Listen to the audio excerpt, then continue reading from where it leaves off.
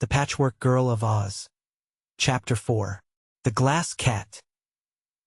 The cat was made of glass, so clear and transparent that you could see through it as easily as through a window.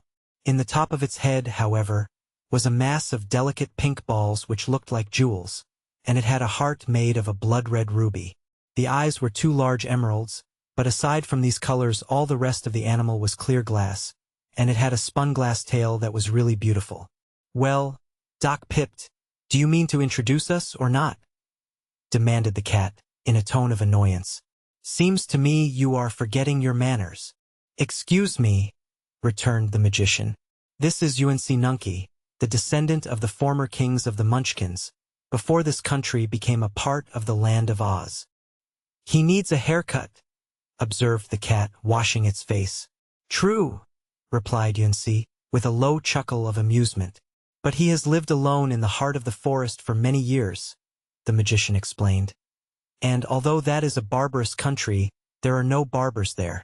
"Who is the dwarf?" asked the cat. "That is not a dwarf, but a boy," answered the magician.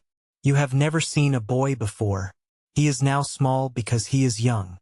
With more years he will grow big and become as tall as UNC Nunky." "Oh, is that magic?" the glass animal inquired. "Yes, but it is nature's magic, which is more wonderful than any art known to man. For instance, my magic made you and made you live. And it was a poor job because you are useless and a bother to me. But I can't make you grow. You will always be the same size and the same saucy, inconsiderate glass cat, with pink brains and a hard ruby heart. No one can regret more than I the fact that you made me," asserted the cat, crouching upon the floor and slowly swaying its spun-glass tail from side to side. "Your world is a very uninteresting place. I've wandered through your gardens and in the forest until I'm tired of it all. And when I come into the house, the conversation of your fat wife and of yourself bores me dreadfully. That is because I gave you different brains from those we ourselves possess, and much too good for a cat," returned Dr. Pipt. "Can't you take him out, then, and replace him with pebbles, so that I won't feel above my station in life?" asked the cat, pleadingly. "Perhaps so. I'll try it after I've brought the Patchwork Girl to life," he said. The cat walked up to the bench on which the Patchwork Girl reclined and looked at her attentively. "Are you going to make that dreadful thing live?" she asked. The magician nodded. "It is intended to be my wife's servant maid," he said. "When she is alive she will do all our work and mind the house. But you are not to order her around, Bungle, as you do us. You must treat the Patchwork Girl respectfully." "I won't. I couldn't respect such a bundle of scraps under any circumstances."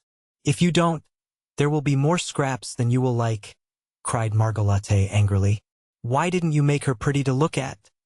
asked the cat.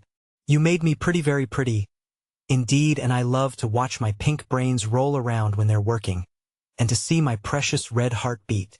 She went to a long mirror as she said this, and stood before it, looking at herself with an air of much pride. "But that poor Patch thing will hate herself when she's once alive," continued the cat. "If I were you I'd use her for a mop, and make another servant that is prettier." "You have a perverted taste," snapped Margolotte, much annoyed at this frank criticism. "I think the Patchwork Girl is beautiful, considering what she's made of. Even the rainbow hasn't as many colors, and you must admit that the rainbow is a pretty thing."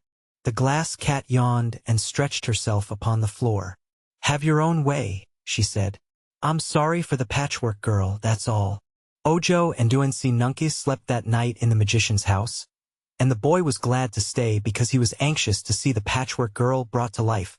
The glass cat was also a wonderful creature to little Ojo, who had never seen or known anything of magic before, although he had lived in the fairyland of Oz ever since he was born. Back there in the woods nothing unusual ever happened. UNC Nunky, who might have been king of the Munchkins, had not his people united with all the other countries of Oz in acknowledging Ozma as their sole ruler, had retired into this forgotten forest nook with his baby nephew, and they had lived all alone there. Only that the neglected garden had failed to grow food for them, they would always have lived in the solitary blue forest.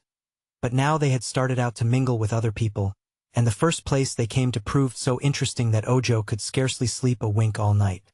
Margolate was an excellent cook and gave them a fine breakfast. While they were all engaged in eating, the good woman said, "This is the last meal I shall have to cook for some time. For right after breakfast Dr. Pipt has promised to bring my new servant to life. I shall let her wash the breakfast dishes and sweep and dust the house. What a relief it will be. It will, indeed, relieve you of much drudgery," said the magician.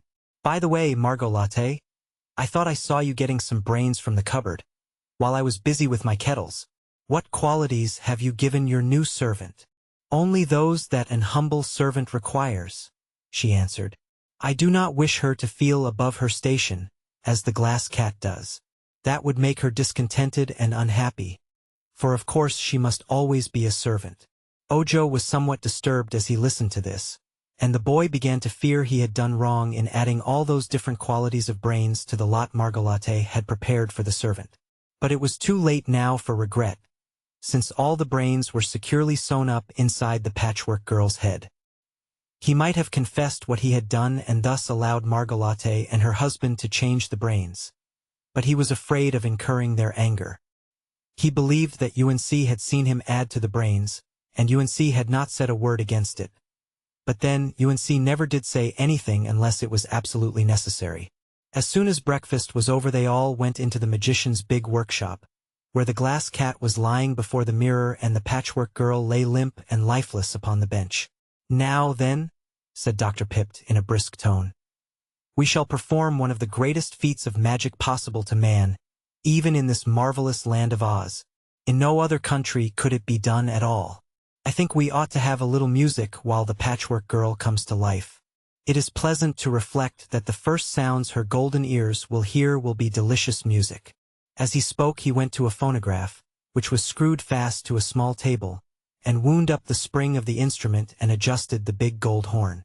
"The music my servant will usually hear," remarked Margolate, "will be my orders to do her work, but I see no harm in allowing her to listen to this unseen band while she wakens to her first realization of life.